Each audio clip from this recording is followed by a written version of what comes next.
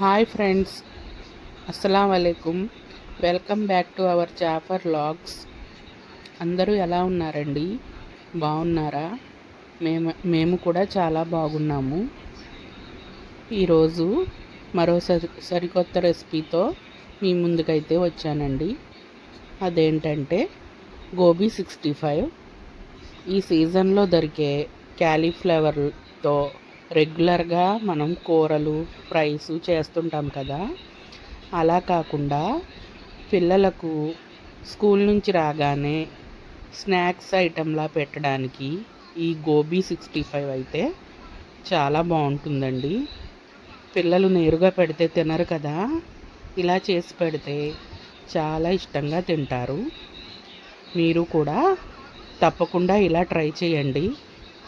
మీకు చాలా బాగా నచ్చుతుంది. మీ పిల్లలు కూడా ఇష్టంగా తింటారు.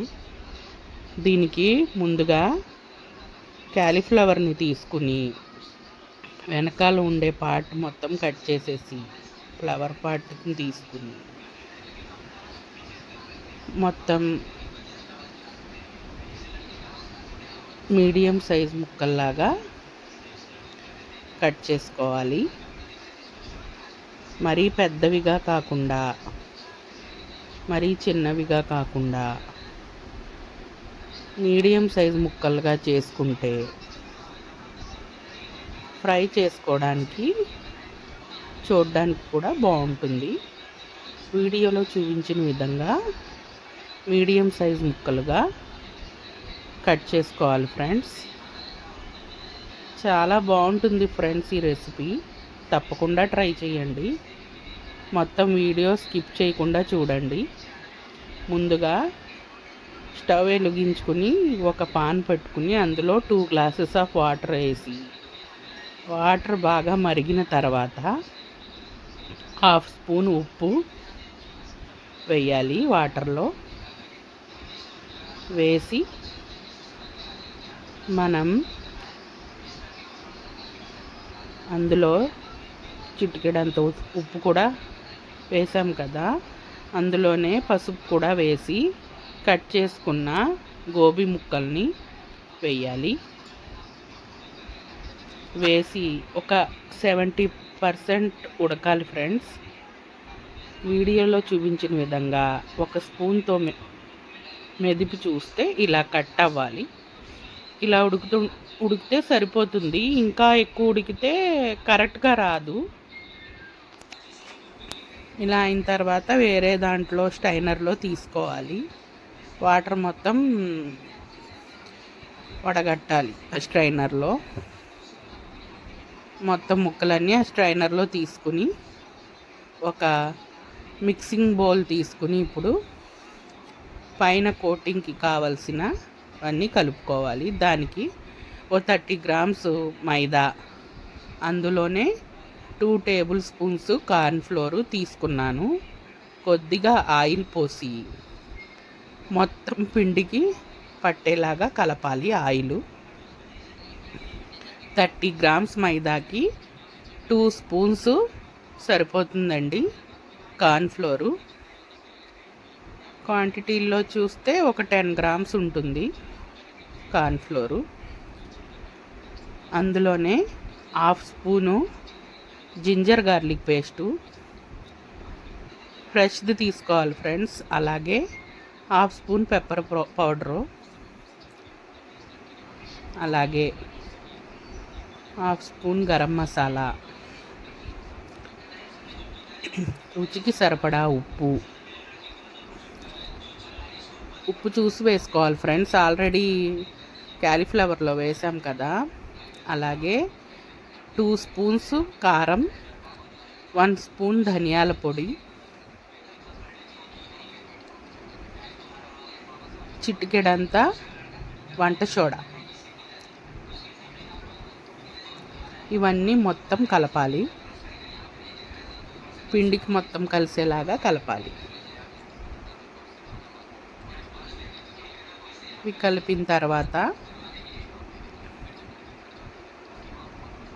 ఫుడ్ కలరు చిటికెడంతా వేసుకోవాలి. మీకు ఇష్టమైతే వేసుకోవచ్చు, లేకపోతే స్కిప్ చేసేయచ్చు.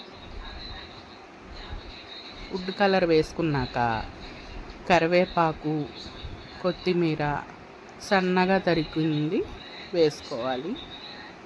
వేసుకుని కొద్దిగా నీళ్లు పోసుకుంటూ పిండిని మరీ గట్టిగా కాకుండా మరీ జారుగా కాకుండా మీడియంలో కలుపుకోవాలి. వీడియోలో చూపిస్తున్న విధంగా కొద్దిగా పోసుకోవాలి వాటరు. పోసుకుని ఇలా కలుపుకున్న తర్వాత ఒక స్పూన్ పెట్టి చూస్తే స్పూన్కి పిండి కోట్ అవ్వాలి. ఇదిగో వీడియోలో చూపించిన విధంగా ఇలా స్పూన్కి పిండి కోట్ అయితే పర్ఫెక్ట్ కన్సిస్టెన్సీ అది.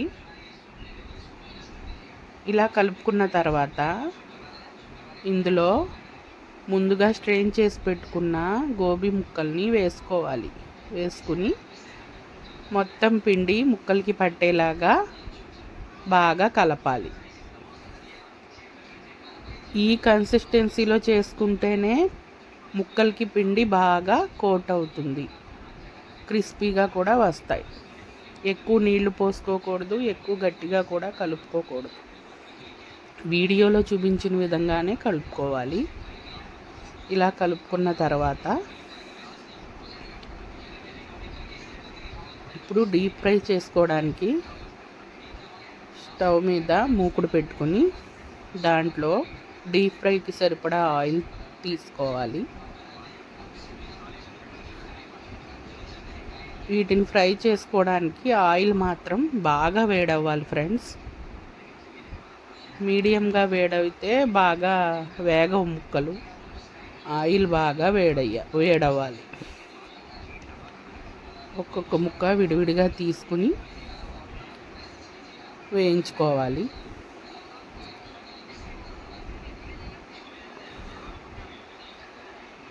చాలా బాగుంటుంది ఫ్రెండ్స్ ఈ రెసిపీ. మీరు కూడా తప్పకుండా ట్రై చేయండి. ఇలా గోల్డెన్ బ్రౌన్ కలర్ వచ్చిన తర్వాత మంట సిమ్లో పెట్టుకుని బాగా వేయించుకోవాలి. ఇలా అయినప్పుడు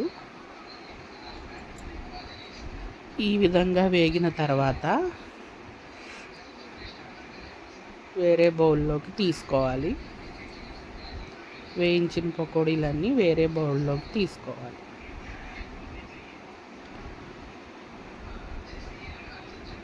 మొత్తం అన్నీ ఇలాగే వేయించుకోవాలి.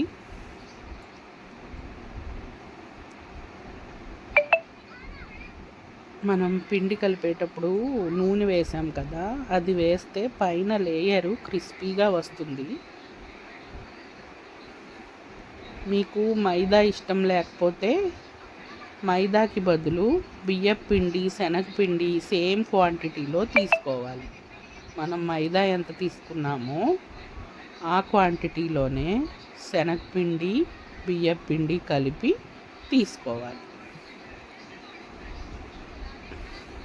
ఈ విధంగా వేగిన తర్వాత వేరే పాన్ పెట్టుకుని స్టవ్ మీద ఒక హాఫ్ స్పూన్ అంత ఆయిల్ వేసుకుని కట్ చేసుకున్న పచ్చిమిర్చి, ఒక 3 పచ్చిమిరపకాయలు వేసుకుని చిటపటలాడించిన తర్వాత అందులోనే ఒక 2 రెబ్బల కరివేపాకు వేసి ఆ 2 వేగిన తర్వాత మనం వేయించుకున్న గోబీ పకోడాస్ని అందులో వేసేయాలి.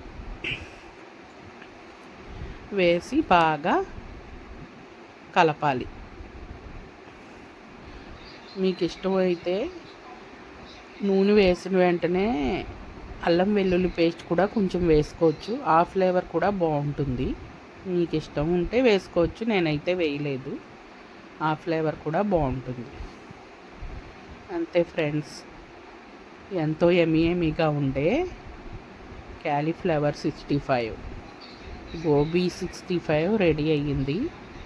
చాలా టేస్టీగా ఉంటుంది.